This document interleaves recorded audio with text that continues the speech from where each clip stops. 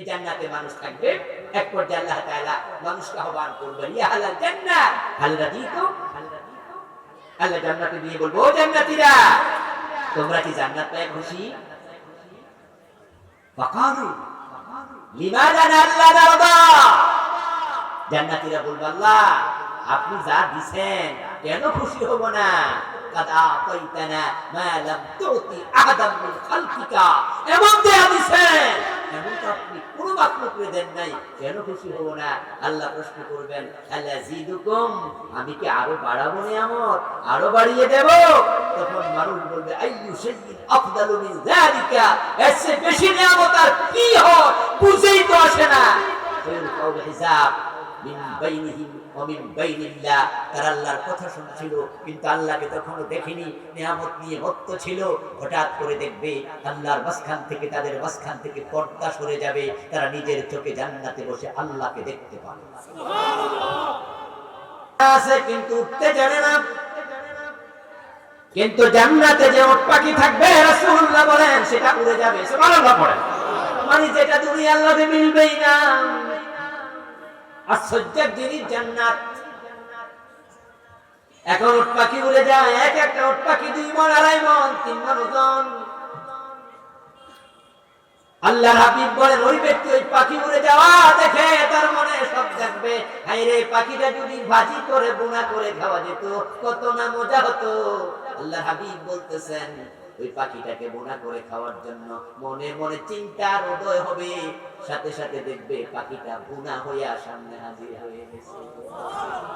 ওয়ালাকুম ফিহা মা তাশতাহি আনফুসুকুম ওয়ালাকুম ফিহা মা তাদউন। প্রিয় নবী বলেন, তারপরে ওই লোকটা উট পাখিটাকে খাবে।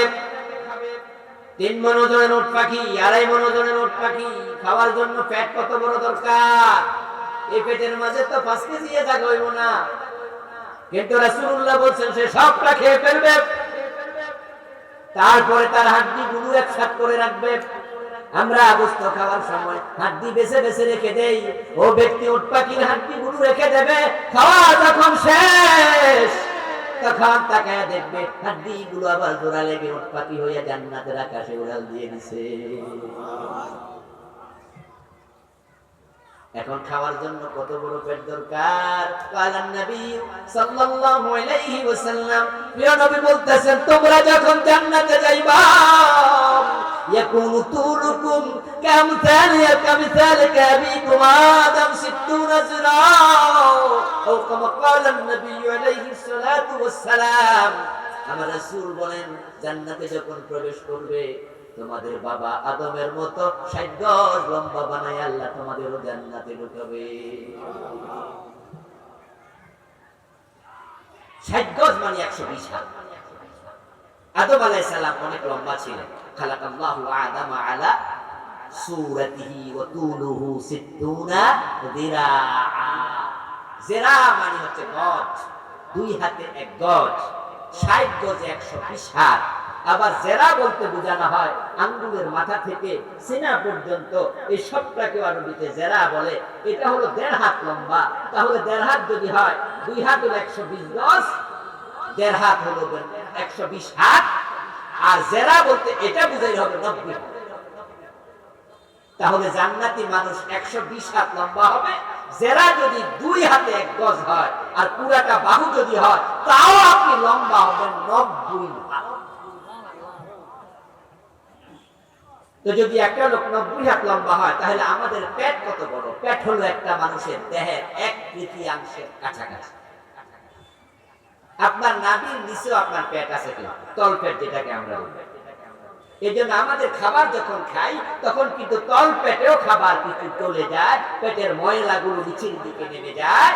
তাহলে তল পেট থেকে শুরু কইরা আমাদের বুক পর্যন্ত, সেনা পর্যন্ত লম্বা পেট, 1 হাতের কাছাকাছি লম্বা।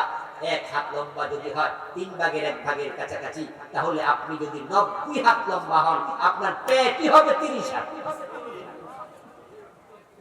এর মানে কি দাঁড়ালো? মানে দাঁড়াইলো জান্নাতের নিয়ামত যেন মনের মতো খাইতে পারেন, আল্লাহ আগে একটা বড় গ্রামের ব্যবস্থা। কারণ জান্নাতের নিয়ামতে ভরা কুতুফুহা ও প্রিয় ভাই, জান্নাতের নিয়ামত নিয়ে আলোচনা করলে তো ঘন্টার পর ঘন্টা লেগে যাবে। জাহান্নামের কিছু কথা তো বলবো। আল্লাহ কোরআন মাজিদে বলেন, দুনিয়ার ফল ফলাদি গাছে ধরে, গাছের শিকড় গুলো ডালগুলো আপনার কাণ্ড নিচে থাকে, ফলগুলো গাছের ডালায় অনেক উঁচুতে থাকে, কিন্তু জান্নাতে যে গাছ গাছালি থাকবে সবগুলো ফল জমিনের সাথে ঝুলন্ত থাকবে। ঝুলন্ত থাকবে কাছাকাছি। আপনি খাবেন, আপেল আঙ্গুর যা মনে চায় নাক পর্যন্ত পুরা করে খাবেন, কিন্তু সেখানে টয়লেট নাই, পায়খানা নাই, প্রস্রাব নাই, আপনার বদ হজম নাই, কষ্ট নাই। প্রিয় নবীকে একজন সাহাবী জিজ্ঞাসা করলেন, হুজুর তাহলে জান্নাতে যাওয়ার পরে মানুষ যদি এত খাবার খায়, খাবারের কি হবে? জান্নাত থেকে আবার কি প্রস্রাব পায়খানা করে ভরাবে, এটা কি হয়? আল্লাহর হাবিব বুঝলেন, বুঝে বললেন যে সেখানে প্রস্রাব থাকবে না, প্রস্রাবের প্রয়োজন হবে না, টয়লেট হবে না। তোমরা যে খাবে একটা ঢেকুর হবে এবং দেহ থেকে কিছু ঘাম বের হবে, ওই ঘাম থেকে মিষ্কের গন্ধ বের হবে। ওই ঘামের কারণে, ঢেকুরের কারণে এক নিমিষে সকল খাবার হজম হয়ে যাবে। রাসূলুল্লাহ সাল্লাল্লাহু আলাইহি ওয়াসাল্লাম বললেন, এই জান্নাতে আল্লাহ যখন তার বান্দাদেরকে প্রবেশ করাবেন, জুরদান মুরদান মুকাখালি সবাই থাকবে না, সবাই থাকবে ইয়ামমেন ওহুম আবনাউ 30 আও 33 সানা, 30 অথবা 33 বছর বয়স থাকবে। কারো দাড়ি থাকবে না, কারো থাকবে না মুছ, মুজবিহীন দাড়িবিহীন আল্লাহ জান্নাতে দেবে, এবং কেউ কোনোদিন আর বুড়া হবে না। লা ইয়াফনা শাবাবুহুম ওয়ালা ইয়াবলা থিয়াবুহুম, গায়ের জামা পুরানো হবে না এবং কারো যৌবন শেষ হবে না, বয়স কোনোদিন বাড়বে না, শুধু আরামে থাকবে। 72 জন বউ নিয়া এক একজন জান্নাতীকে 100 জন পুরুষের ক্ষমতা আল্লাহ তাআলা দিয়ে দেবেন। এই জান্নাতে মানুষ থাকবে, এক পর্যায়ে আল্লাহ তাআলা মানুষকে আহ্বান করবেন, ইয়া আহলাল জান্নাহ হাল রাদিতুম। আল্লাহ জান্নাতে দিয়ে বলবো, ও জান্নাতীরা তোমরা কি জান্নাত পেয়ে খুশি? ফাকালু লিমাযা লা নারদা, জান্নাতীরা বলবে, আল্লাহ আপনি যা দিবেন কেন খুশি হব না? কাদা তাইতানা মা লাম তুতি আহাদাম মিন খালকিকা, এমন দেয়া দিবেন এমন তো আপনি কোন মাখলুককে দেন নাই, কেন খুশি হব না? আল্লাহ প্রশ্ন করবেন, আলাযীদুকুম, আমি কি আরো বাড়াবো নিয়ামত, আরো বাড়িয়ে দেব? তখন মানুষ বলবে, আইয়ু শাইইন আফদালু মিন যালিকা, এর চেয়ে বেশি নিয়ামত আর কি হয়, বুঝেই তো আসে না।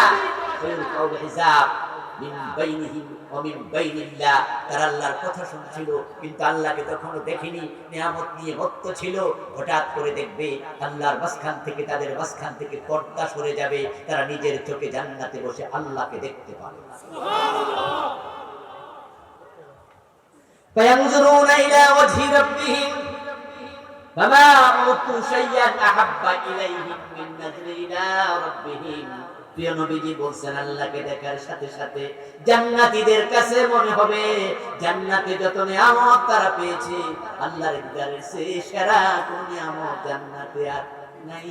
আল্লাহর দিকে পলক নেত্রে তাকায়া থাকবে, আল্লাহ থেকে চোখ নামাবে না। কতক্ষণ তাকায়া থাকবে হিসাব থাকবে না, এক পর্যায়ে আল্লাহ তাআলা দৃশ্য হয়ে যাবেন, কিন্তু তাদের মাঝে তখনও আল্লাহর চেহারা যে দেখেছে সে আমেজ শেষ হবে না। فمن كان يرجو لقاء ربه فليعمل عملا صالحا ولا يشرك بعبادة ربه أحدا।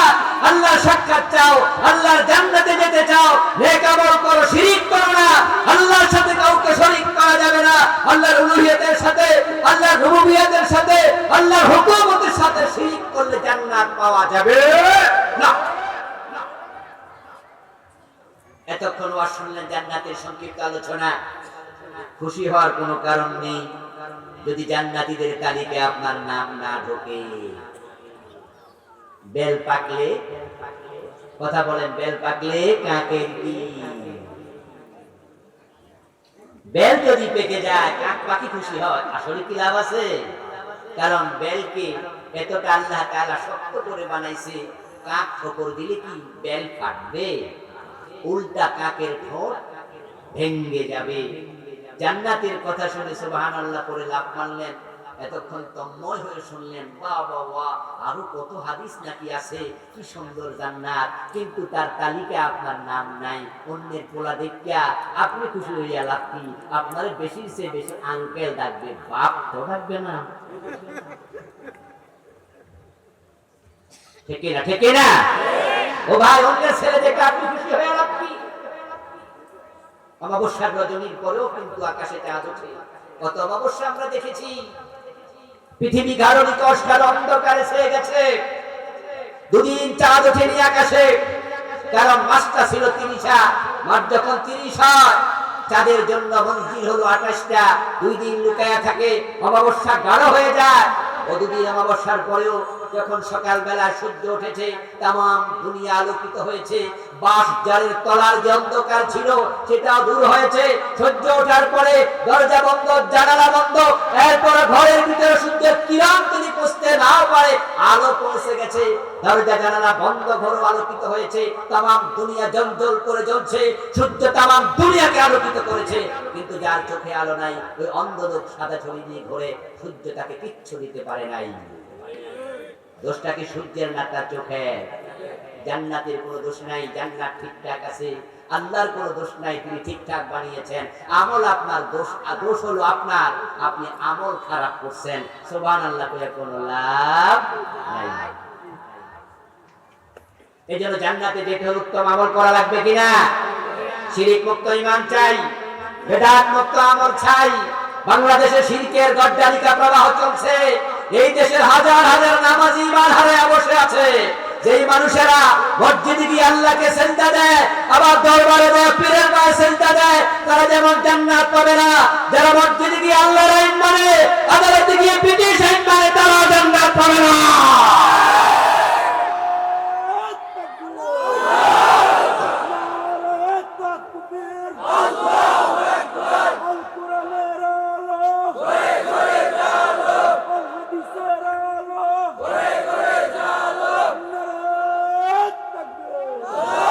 আমার প্রিয় ভাইরা, আদালতে ব্রিটিশ আইন চলছে, এ 52 বছরে আল্লাহর আইন চলে না।